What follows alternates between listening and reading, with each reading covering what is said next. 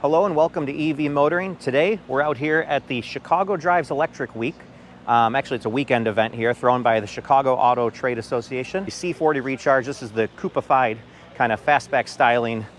Gets a little bit more range due to the efficient styling. And I just am in love with this color and the whole blue interior that Volvo has kind of done with the whole package. You still get all the utility of the XC40, but with a lot better style, a little bit more futuristic kind of look. And also, it's actually pretty cool to still have a frunk in most battery conversions. So when you take an ICE vehicle and shove a battery into that platform, usually it's hard to manufacture a frunk into it, but this car still maintains having one. All right, you joined me here for my first time driving the Volvo C40. So you may have seen I drove the XC40 Recharge out in California. That was an outstanding experience. Thanks to Volvo for bringing that car out, and thanks to Volvo for bringing this car out. It's cool to experience the new C40, which is very closely related, but definitely has, in my opinion, a better styling of having that fastback coupified look, and most of all, having this forged blue color with the blue carpets is the spec that I would definitely choose if I was ordering this car. Compared to the Polestar 2, it's the same battery, same motors, so you still get the 4.5 second to 0 to 60. You still get the great charging curve that the Polestar is known for. Instead of the 2 years of free charging, you get 250 kilowatt hours of complimentary charging through Electrify America. That equates to roughly 750 miles. But you also do get the Pass Plus membership, so that keeps your charging costs down to around 31 cents a kilowatt hour rather than the 43 cents of kilowatt hour that's the normal pricing. Every time I get in this car, I want it. It's just so well equipped with the Harman Kardon stereo. The glass roof is, great. The whole driving position is exactly like everything is where I want it to be as far as like hands reach. Nothing is where it shouldn't be. Nothing's overly complex. It's not, not a typical electric car that had to reinvent the wheel quite literally.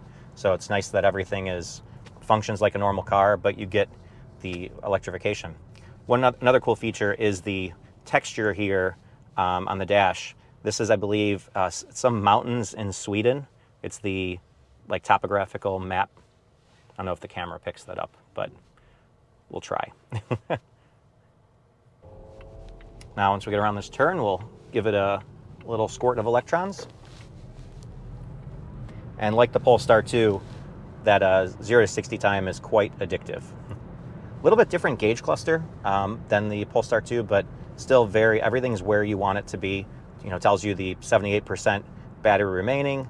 I have the guidelines to tell me, for my lane keep assist. Tells me my power usage versus charging, and then my speedometer over on the left side. You have an auto-dimming mirror here, just like in the Polestar, which also has the 3 garage door buttons for HomeLink. Super convenient feature that a lot of cars used to have, and then it seems to be a feature that's kind of drifted away. Glad to see that in this vehicle, to not have to have garage door openers cluttered all over the interior. Another great thing I like about this, just like the Polestar, is no start button.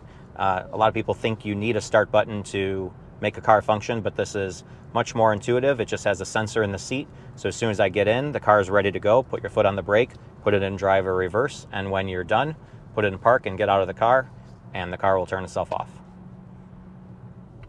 The highlight of going with a electrified Volvo car is the Google operating system. A lot of times people want to use CarPlay, and you essentially go to CarPlay and turn on Google Maps.